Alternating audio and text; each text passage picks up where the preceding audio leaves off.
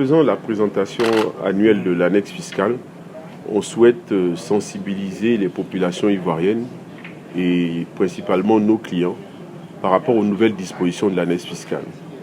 C'est quelque chose qui est devenu une coutume pour notre cabinet puisque ça doit faire peut-être près d'une dizaine d'années qu'à chaque parution de l'annexe fiscale, on revient sur les principales dispositions, on échange avec nos clients, on échange avec les entreprises, on invite la Direction générale des impôts à donner son avis sur toutes les dispositions qui ont été prises. Je notais que, vous savez, quand on prépare l'annexe fiscale, en fait, l'État prend un certain nombre de dispositions pour collecter des ressources fiscales qui lui permettent de pouvoir réaliser l'action gouvernementale.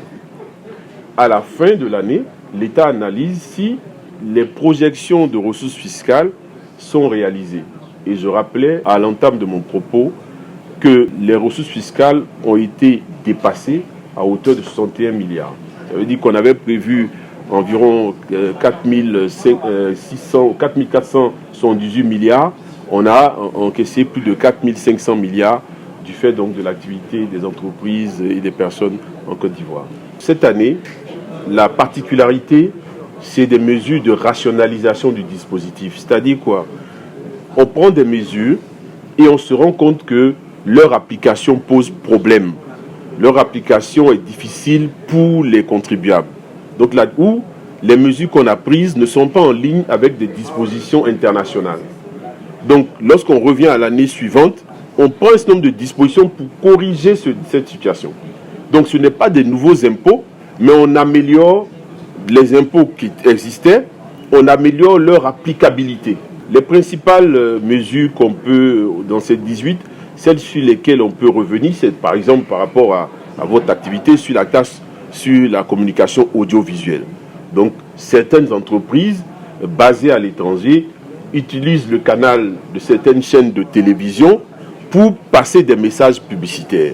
L'administration fiscale a trouvé bon que ces publicités qui sont faites par des entreprises non résidentes au travers de diffuseurs qui quelquefois n'ont pas de représentation en Côte d'Ivoire, qu'on puisse taxer donc ces publicités, parce que ces publicités permettent aux Ivoiriens de payer les produits de ces entreprises qui sont à l'international. Donc c'est une mesure qui nous paraît assez importante. Une autre mesure importante, c'est celle sur les prix de transfert. Donc c'est une mesure assez technique, mais c'est une mesure qui change la vie des filiales des entreprises installées en Côte d'Ivoire, comme des groupes d'entreprises dont la maison mère est en Côte d'Ivoire et qui travaillent à l'étranger. Donc l'administration fiscale s'aligne sur des dispositions internationales, notamment celles de l'OCDE. Donc met en place un certain nombre de documentations additionnelles. On demande à ces entreprises de dire quelles sont les transactions qu'elles ont réalisées avec les entreprises à l'étranger, ou bien est-ce que les entreprises à l'étranger ont réalisé avec elles si elles appartiennent au même groupe. L'administration s'inscrit aussi dans la continuité des réformes qui ont été mises en place depuis plusieurs années. On a le portail e-impôt où le contribuable est en mesure de déclarer ses impôts en ligne. Il y a un certain nombre de documents administratifs qui sont aussi obtenus en ligne, comme l'attestation de régularité fiscale. Et donc maintenant, en 2023, les contrôles fiscaux se feront par voie électronique.